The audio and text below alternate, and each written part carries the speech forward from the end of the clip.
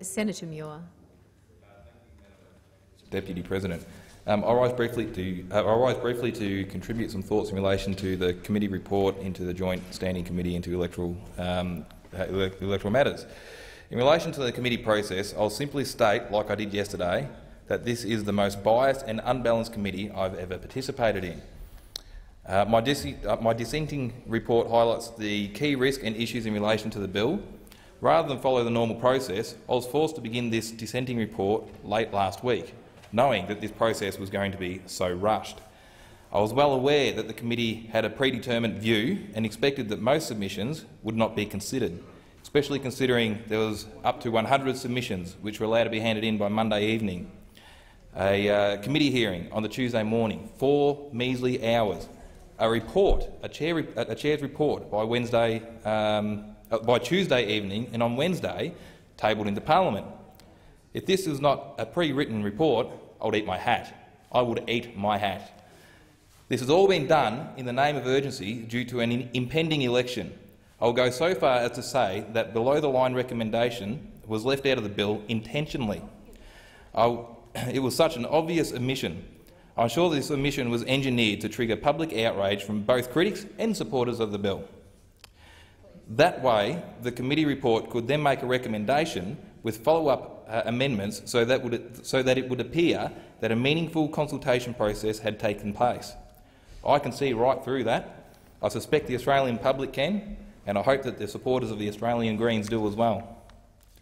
If the government can go to such lengths to manipulate the process in collusion with the Greens, I have grave concerns about how the above-the-line savings provision might be able to be manipulated, where there is far less oversight.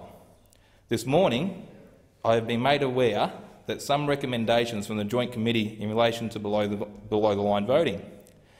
These are the token amendments that I referred to just a moment ago. Whilst not identical, these recommendations are very similar to a recommendation I made in my dissenting report. However, the Joint Committee also recommended that a below-the-line savings provision be introduced to ensure that any ballot with at least 6 boxes numbered in sequential order be considered formal. This suggests that the government thinks that Australian voters are not able to number a series of boxes from 1 to 12, and frankly, I find this insulting. The government is arguing that the current system is being gamed. However, the government, Greens and Senator Nick Xenophon are colluding to introduce a provision to below-the-line voting that can be manipulated and exploited at the ballot box. I do note in Senator Xenophon's defence that he appears to share some of my concerns in relation to how these provisions can be exploited. I do hope that I can work with Senator Xenophon on this matter, and I do also hope to work with others in relation to the recommendations and amendments that I will be moving during the debate. The Australian Electoral Commission identified yesterday they have presented an optimistic time estimate in relation to implementing the necessary changes in time for an election this year. I have grave concerns that should something unexpected happen and they were forced to go live before systems were ready and tested, we may well end up with an IT disaster and an inquiry into what went wrong at a Senate election. I believe that we can make some simple changes before the next election. My dissenting report outlines these and that they should be considered transitional arrangements for the next election. These greatly reduce the implementation task for the AEC between now and the next election. This will also allow for a more mature and comprehensive debate where all opinions can be considered by the Senate in detail, not just those within the secret club, which is the Joint Select Committee into Electoral Matters. My dissenting report presents my concerns with not only the bill, but also with the Commonwealth Electoral Act 1918. My recommendations are based on the principle that the system should encourage candidate-based voting below the line, not party-based. This does not go far enough to encourage this. This bill does not go far enough to encourage this. I also propose some inquiries that can explore how the Senate can remain free of partisan politics.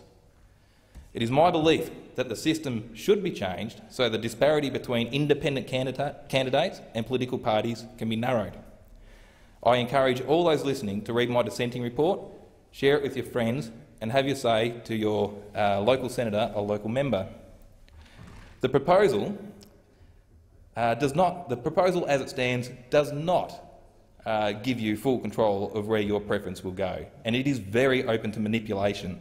The saving provisions can be manipulated via how-to-vote card, and people will be led up a path by the parties who are in support of this. There are amendments which can prevent this from happening, and I'll certainly be moving this because this is supposed to be about democracy and the people having control of where their vote goes. Thank you.